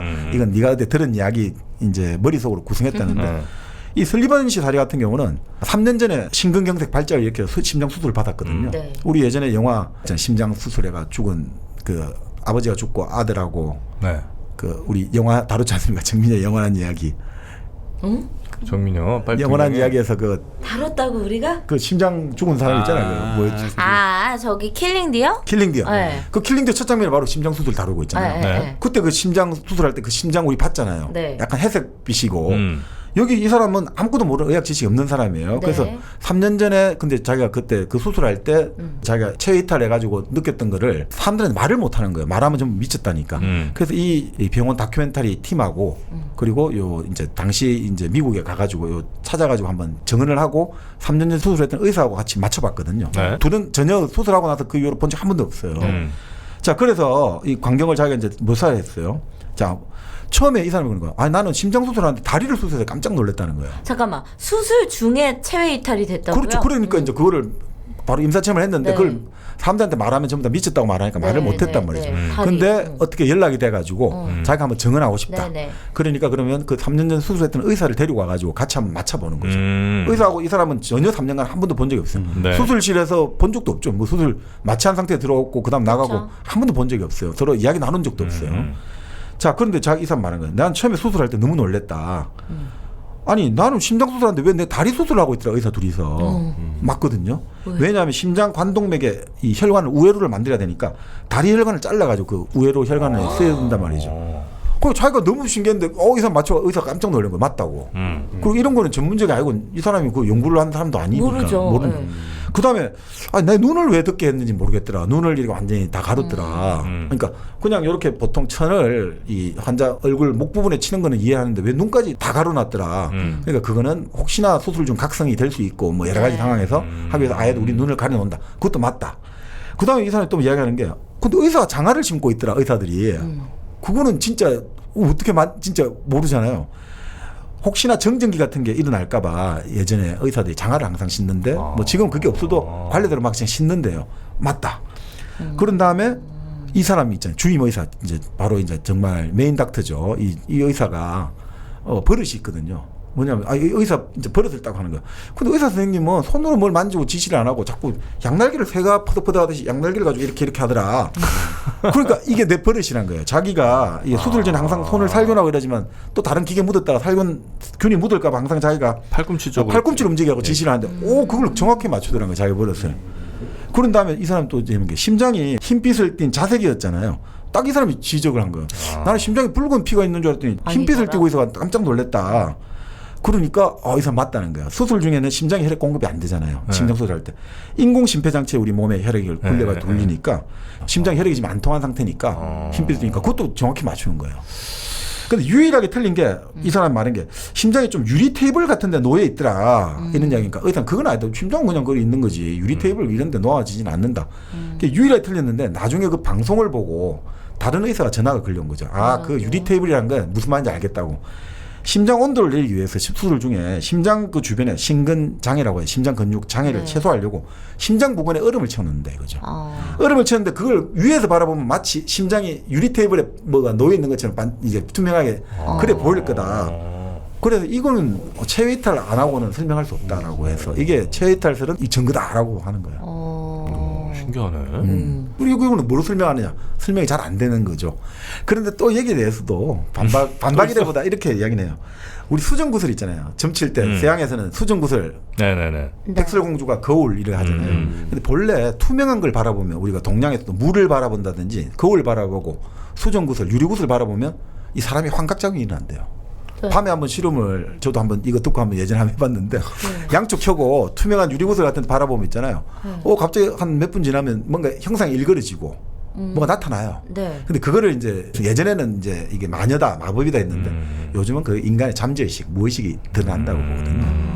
근데 이걸 가지고 하면 있잖아요. 예전 중세 때 이 수정구슬을 가지고 잃어버린 물건을 찾기도 하고 어떤 물건 그러니까 뭐 어디 있냐 하면 찾기도 하고 범죄자도 찾기도 하고 이래가지고 왕실에서 아예 이 사람들 마법사 이런 걸로 고용을 했대요. 근데 가장 유명했던 사람이 엘리자베스 여왕 있잖아요. 우리 영국의 엘리자베스 여왕. 존 D라는 사람이 있었대요. 이 사람이 이걸 가지고 요 소중굿을 가지고 첩보 활동도 잘하는 거죠. 그 이 사람이 엘리자베스 여왕이 이 사람한테 눈동자라는 별명을 붙여준 거예요. 그 존 D가 자기 서명을 할 때 항상 사인할 때 눈동자니까 동그라미 2개를 쓴단 말이죠. 그 다음에 행운의 숫자는 뭐죠? 7이죠. 바로 007이 여기서 나온 거예요. 그래서 007은 바로 우와. 이 수정 구슬에서 나온 거예요. 아, 그래요? 007이. 재밌다. 아, 눈동자 2개 네. 럭키세븐에 럭키 갖고. 세븐. 오. 그러니까 제가 왜 이 말씀드리냐면 결국 인간이라는 게 몽롱하고 이런 환상 상태, 뭔가 의식이 그할 때 창조성이 막 개발된다는 거죠. 예를 들어 독일의 벤젠의 분자 구조를 발견한 케콜레 같은 사람은 네. 이 도대체 뭔가 탄소와 수소 원자로 이 결합이 되는데 이 어떻게 결합되는지를 아무도 모르는데 잠이 깜빡 들락말락할 때 갑자기 딱 뱀이 꼬리를 물고 뭔가 나타나는 걸 보고 딱 힌트를 얻어갖고 벤젠의 분자 구조를 딱 해명했단 말이에요. 발견했단 말이죠. 그러니까 우리가 뭔가 깜빡깜빡하고 이런 상태에서 창조성 발현되듯이 결국은 이 인간의 뇌도 아까 말씀드린 그런 위기 상태에서 움직이지 못하고 근데 뇌는 깨어 있고 이럴 때 만들어내지 않을까? 근데 뇌는 이야기를 만들어내지 않을까? 그래서 그 사람도 만들어냈다라는 거예요? 그렇죠. 근데 누가? 그럼 못 만들어. 결국 그러니까 거기서 결국 뇌라는 게 결국 이 감각이라든지 이런 것들이 아까 말씀드린 예를 피부라든지 여러 가지 눈으로 걸 또 뭔가 보이지 않아도. 않았을까라고 지금은 추측한다는 거죠. 하긴 다리 수술하는 것도 뭐 의식은 감각이 없었지만 있으니까. 다리는 느꼈을 테니까. 그러니까.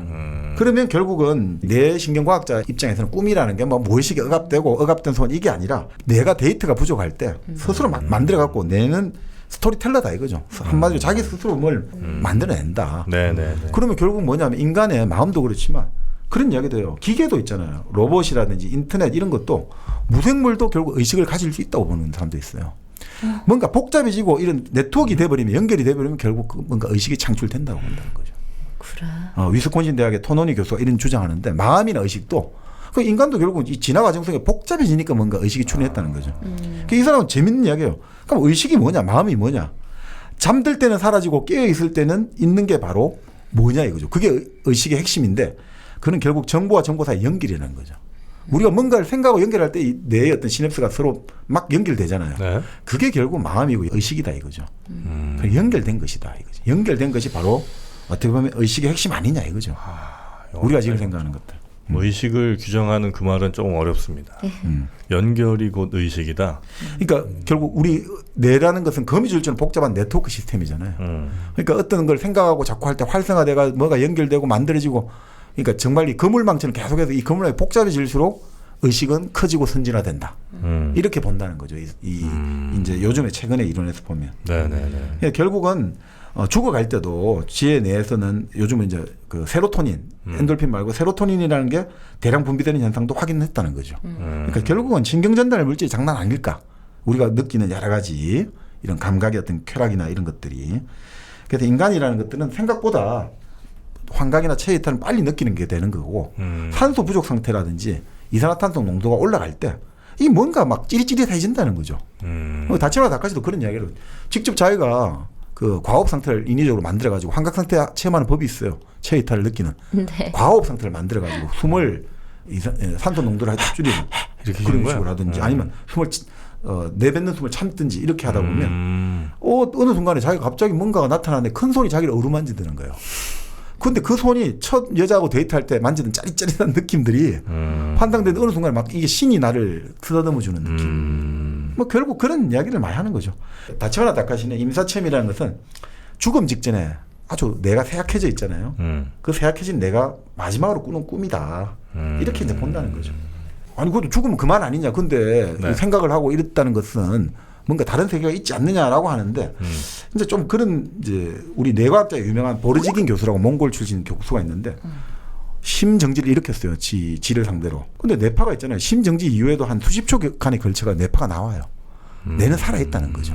그럴 때 우리가 위기 상황에서 이 사람 죽었다고 났지만 우리가 아직 측정 도구가 약해가지고 정지되어 있다지만 뭔가 미약하게 좀 미소 혈류가 흐르는데 그걸 체크를 못했을 수도 있고. 뇌 활동을 하긴 그렇죠. 한다는 거죠. 네. 그리고 마찬가지로 또 어떤 사람은 지의 뇌세포를 실험을 해봤대요. 뇌세포의 빈혈 상태를 만들었대요. 신경세포를. 그러니까 처음에는 신경세포가 이제 완전히 활동이 못 하잖아요. 근데 갑자기 저하돼 가다가 어느 시간이 지나가니까 10분 지나가니까 갑자기 신경세포가 막 활동이 엄청 활발하게 활발해진다는 거죠. 아까 말한 해강 반조처럼. 그러다 갑자기 푹 꺼지는 푹 꺼지는 거예요. 그러니까 이런 거 보고 있으면 결국은 우리가 말하는 위기 상황들에서 네, 갑자기 활성화된 게 내 그거 아니냐. 결국 그리고 너무 내내 현상 갖고는 이 현실 체험하기에 너무 많다는 거죠. 문화마다 다르고 아까 말씀하셨잖아요. 네. 어떻게 사후 세계가 있는데 이렇게 다 다르냐. 아까 물론 언어도 차이에 다른 거 하지만 그럼에도 불구하고 너무 설명하기가 힘들다. 그런데 내내 현상으로는 설명할 수 있죠. 각 인간이 갖고 있는 체험이 다 다르니까 그렇죠. 설명할 수 있고 또 갑자기 어느 장소에서 갑자기 어느 장소로 이동하는 게 설명이 안 된다. 근데 우리 뇌로 설명하면 가능하잖아요. 우리 마음으로는 우주의 저 끝까지 갔다가 지금 백운광년을 왔다 갔다 할 수 있잖아요. 시간과 공간이. 그런데 이게 체외 이탈로 설명하기는 이게 좀 중간 단계 설명이 안 된다. 그리고 제일 사람들이 설명하는 게 아니 그러면 처음부터 그 체외 이탈하는 거에 모든 감각과 상호작용이 다 있다면 우리 인간에게 감각기관이나 뇌가 왜 있냐 이거죠. 처음부터 영혼이 있다면. 이런 게 왜 필요가 있고 무슨 소용이 있냐 이거죠. 아예 다른 게 있다면 그런 이제 반박이 나오기도 하고. 네. 그리고 사후 세계로 가는데 왜 거기서 살아있는 사람을 만나는 건 뭐냐 이거죠. 죽은 사람을 만나면 되는데 임사체험에서 살아있는 사람도 만나잖아요. 저 멀리 떨어진 누군가 나타나서 보기도 하고 뭐 이러거든요. 그건 좀 이해가 안 된다. 뭐 이런 이야기도 하고 결국은 우리가 죽었다고 생각하지만 결국 그 하나의 뇌가 죽음 심정지 이외에도 살아있고 물론 우리가 아직 좀 더 과학이 발전 못해가지고 그 우리 몸에서 나타나는 여러 가지 파장이라든지 이런 거를 좀 더 감지하지 못해서 지금 우리는 이건 사후 세계다라고 하는 거 아니냐. 뭐 물론 이제 그렇다고 해서 현재의 과학으로 증명이 안 된다고 해서 개인의 경험을 부정한다 이건 아니다 이거죠. 그건 뭐 우리가 경험한 거는 내 삶에 가장 정말 이건 확실한 거잖아요. 그러니까 그걸 가지고 부정할 필요는 없는데 결국 너무 또 그렇다고 그걸 사후 세계로 너무 이렇게 할 필요는 없지 않느냐. 네. 우리가 너무 공포를 느끼잖아요. 다른 건 다 우리가 다른 사람의 이야기를 통해 가지고 경험을 받고 경험을 통해서 느끼고 배울 수 있는데 죽음만 불가능하잖아요. 다른 모든 경험들은 다 우리가 관찰할 수 있고 학습할 수 있는데 그러니까 사람들이 이 공포를 가지고 우리가 모르는 것 미지의 것에 공포를 가지니까 네. 이런 거 아니냐 뭐 이런 생각하는 것 같습니다. 네. 다치바나 다카시가 네. 쓴 임상 체험이라는 책 그리고 죽음은 두렵지 않다. 한 25년 후에 쓴 거군요. 예, 그렇게 네. 나온 두 책을 가지고 오늘 임사 체험 관련된 얘기를 좀 했는데 이 다치바나 다카시라는 사람이 굉장히 그 언론인 출신으로 유명한 사람 아니겠습니까? 보니까 우리 정박님이 이 다카시랑 좀 유사한 느낌 좀 있어요. 아이 무슨 결정적으로 다른 게 있죠. 뭐요? 돈이 없는 거? 빌딩도 없고 1년에 30억이 없어. 아니 그리고 뭐 저야 뭐 이 양반에 뭐 10분의 1도 못 따라가죠. 아니 보니까 이제 그분도 뭐 처음부터 이렇게 돈을 많이 번 분은 아닐 거예요. 예, 그분도 이제 우리 정광님도 나중에 저 강아지 빌딩 하나 지으시고 강아지 빌딩. 그래서 나중에 언론인 출신으로 아주 이 시대 훌륭한 지식인이 이미 되셨고 앞으로 더 위대해지실 거라 믿어 의심치 않습니다. 아유 감사합니다. 네. 기분 좋네요. 덕담을 들어서. 네. 임사체험 뭐 아마 죽기 전까지는 우리는 하기가 좀 쉽지 않을 것 같긴 하고 비슷한 것도 안 해봤죠 정민이는? 비슷한 거 안 해봤는데 저는 그냥 오늘 얘기 중에서 임사체험이라는 게 진화된 사람들의 그 과정이다라는 거에 좀 약간 오늘 좀 새롭던 그 학설에 좀 네. 관심이 많구나. 네. 저는 이제 임사체험까지는 아니고 교통사고는 그래도 몇 번 나봤잖아요. 오, 몇 번이나요? 교통사고 몇 번 났죠.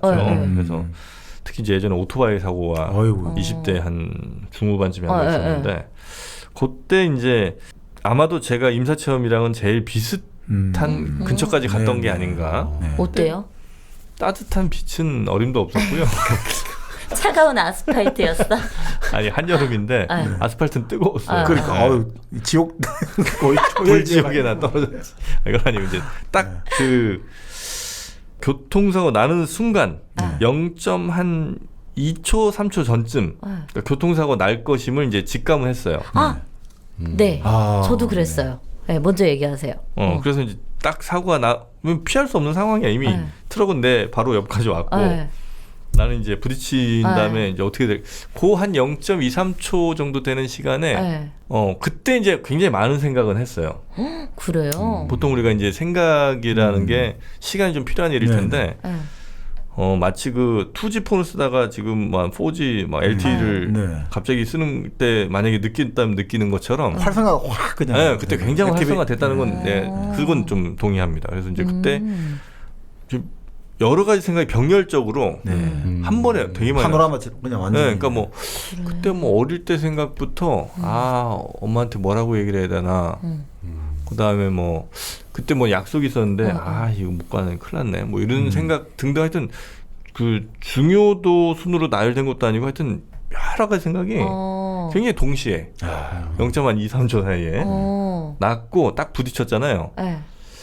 잠깐 끊어진 것 같아요. 잠깐 끊어져서 아스팔트에 착지하기 살짝 전쯤에 다시 의식이 돌아온 것 같아요. 그러니까 아마 그 시간도 한 0.1, 1, 2, 3초 요 정도 안쪽이었을 텐데 딱 떨어지면서 네. 굉장히 큰 고통을 전 느꼈어요. 그렇겠죠. 편안함이 아니라 굉장한 고통을 느꼈어. 이제 그 끝났잖아. 심사체험이 끝나니까 고통이 와야죠. 아 그런가 봐. 그렇죠. 그러니까 그래서 살았나 보다 나는. 하여튼 그래서 이제 딱 떨어져서 너무나 뜨거운데 몸은 움직일 수 없고 아스팔트가 너무 짜증났고 막 파리가 나한테 날라와서 막 그 피 있는 대로 막 하여튼 뭐 그런 기억들이 이제 대충 이제 그런 기억이었어요 저는. 근데 저도 아까 없다고 했는데 정프로 얘기 듣고 나서 보니까 저도 교통사고를 예전에 한번 고등학교 때 당한 적이 있었는데 그때 저도 뭐였냐면 뒤에서 차가 저를 받았거든요. 그 차에 타고 있는 상황? 아니요. 그러니까 저는 택시를 잡으려고 그 인도에서 택시를 잡으려고 반대 방향을 보고 있었는데 그 뒤로 이제 언덕이 있었는데 언덕에다가 우체국 택배차를 그 인도에다가 그냥 주차를 해놓은 거예요. 그 차를. 근데 그 차가 제 뒤쪽으로 이제 달려온 거죠. 사이드 브레이크가 풀려서 언덕에서 그냥 내려온 거예요. 근데 제가 뒤를 돌아보지 않고 택시를 이제 잡느라고 반대쪽을 보고 있었는데 그때 그러니까 정박님 아까 말씀하셨던 것처럼 뒤에도 눈이 달려 그 뭔가, 세포가 있다라는 걸 느낀 게 아 뒤에서 차가 오네? 뒤에서 차가 왜 오지? 저 차가 나를 박을까? 라는 생각이 듦과 동시에 차가 저를 덮쳤거든요.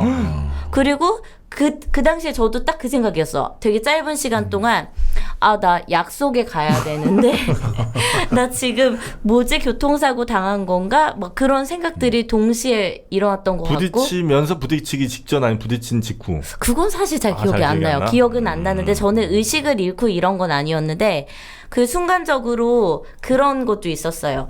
이게 다치면 아팠잖아요. 근데 제가 막 일어났어요. 일어나서 주변 사람들이 이제 막 몰려들었죠. 괜찮냐고. 근데 괜찮다고 저 가야 된다. 그때 그날이 소개팅 날이었는데 저 소개팅 하러 가야 된다고 괜찮다고 하고서 제가 막 일어난 거예요. 다리 막 다 찢어져가지고 피 났는데도. 그러고 나서 한 몇 초 정도 괜찮다고 하다가 나서 보니까 그 다음부터 고통이 막 밀려와서 아팠던 것 같아요. 그리고 구급차 오고 막. 자꾸 근데 지금 말씀대로 아까 쇼크 비슷하게 그 깜빡 그 순간에 약간 블랙아웃 됐잖아요. 그러니까 그게 쇼크가 일어나고 그런 것들이 일어나는 이유가 지금 여기는 예상하고 있잖아요. 곧 있으면 이제 내가 사고를 당해가지고 그럴 때는 내가 보이잖아요. 지금 또 그럴 때는 이 사람의 이 메커니즘이 대비를 시켜주는 거예요. 끊어주는구나. 쇼크라는 건 아예 끊어주는 거예요. 지금 당면하면 내가 너무 못 견디니까 아예 딱 그냥 끊어주는 거예요. 그래서 쇼크 기절하는 이유가 나를 보호하기 위해서 기절하는 거죠. 너무나 끔찍한 걸 당도하면 우리가 너무 끔찍한 걸 보고 기절하는 이유가 내를 보호해야 되잖아요. 그걸 계속 지켜보고 내가 직접 아니면 그걸 바로 지금 현재 내한테 바로 부딪혀버리면 내가 못 견디니까 그걸 쇼크를 하면 그 순간은 내가 넘어갈 수 있잖아요. 그렇지만 그걸 계속되면 죽어버리니까 고통을 줘가 다시 깨게 만드는 거죠. 현실로 돌아오게 만드는 거죠. 그리고 정민현님 같은 경우도 아까 지금 사고 났는데 지금 소개팅 가야 된다는 게 있잖아요. 근데 그 상식적 판단이 아닌데 나오잖아요. 왜냐하면 그러니까 그 순간에 이게 병렬적으로 되면서 우리 흔히 말하는 지금 합리적인 판단을 내려야 되는 그것들이 깨져버려요. 아니 진짜 그러니까 지금 하나가 그러니까 하나만 튀어나오는 거죠. 그러니까 지금 몸이 아프고 이런 건 깨져버리고 그냥 오로지 아니 나는 지금 중요한 건 이거다. 이런 식으로 그러니까 본래 그 큰 사고 당하고 이런 사람들이 보여주는 기이한 행동들이 많거든요. 어떤 사람들은 제가 예전에 한번 시내 가다가 오토바이 운전자가 가다가 차량하고 정면 충돌을 했어요. 그 날라가서 이 사람이 넘어졌는데 헬멧도 안 쓰고 있더라고. 그런데 정말 이 사람이잖아. 그 피도 흘리고 갖고 있는데 갑자기 나 벌떡 하더니 막 걷는 거야. 걷다가 갑자기 제가 그랬어요. 그 여기는 피까지 줄줄 흐르면서 걷다가 지금 빨리 배달 가야 되는데 아 맞아. 이런 이야기를 하니까 이 사람 지금 이게 중요한 게 아니라 맞아. 그러니까 이게 기억력에 있어가지고 지금 바로 전기억밖에 못하는 것 같아요. 지금 자기가 있다는 기억을 못 해버리고 여기 배달 가고 있는데 지금 넘어졌다 이것만 생각하는 것 같아요. 기억이. 그러니까 그런 거 보면서 이 사람이란 게 참 묘합니다. 묘해. 그렇죠. 그러니까 이게 지금 말씀하시니까 그런 기억들 그러니까 우리가 꼭 그게 임사체험을 떠나가지고 참 그러니까 뇌라는 게 우리 두뇌라는 게 어떻게 보면 참 연약한 거죠. 어떻게 보면 연약한데 그 연약한 우리 몸을 보호하기 위해서 다양한 전략들을 구사를 하네요. 그러니까 어떨 때는 신기하다. 끊어주기도 하고 네. 어떨 땐 다시 또 깨우기도 하고. 그러니까 어떻게 보면 임사체험은 정말 우리가 죽음에 앞둔 존재들에게 마지막으로 우리 뇌가 100% 주는 하나의 판타지가 아닌가. 결국 인간의 모든 것은 판타지다. 결국 최후는 판타지로 완성되는 거 아니냐. 그래서 다치마나 다까지도 그런 이야기하죠. 아니 뭐 내내 현상을 믿든 현실 체험을 믿든 그것은 뭐 어쩔 수 없는 거다. 각각의 선택인 것이고 결국 최후의 영역에서는 개인은 주관적으로 선택할 수밖에 없다.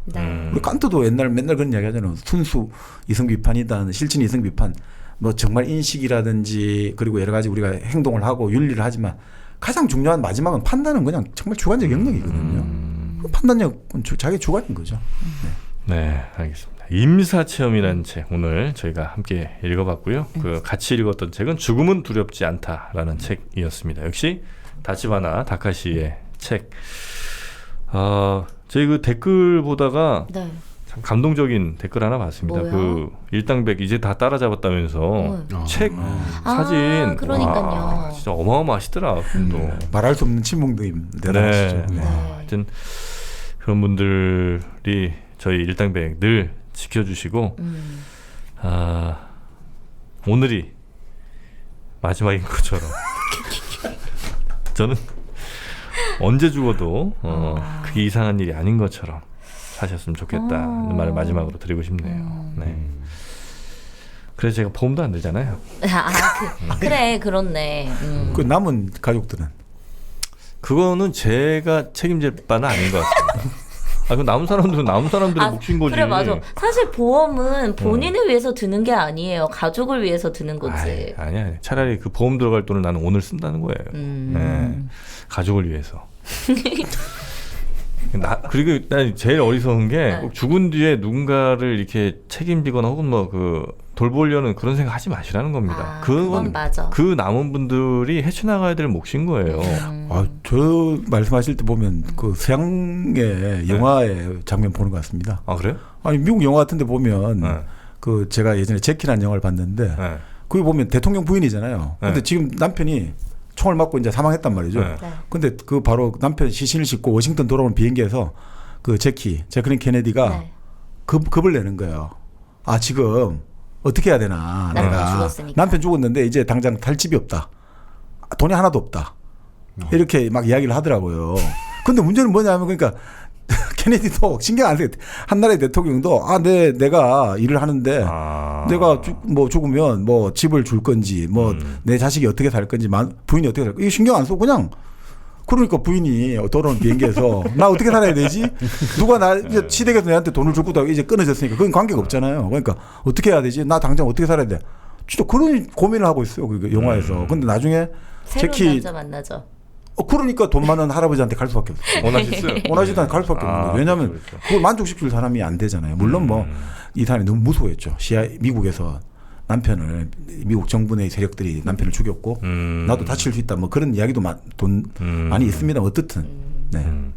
꼭 뭐 돈 남겨준다고 좋은 게 아니에요. 케네디시네요.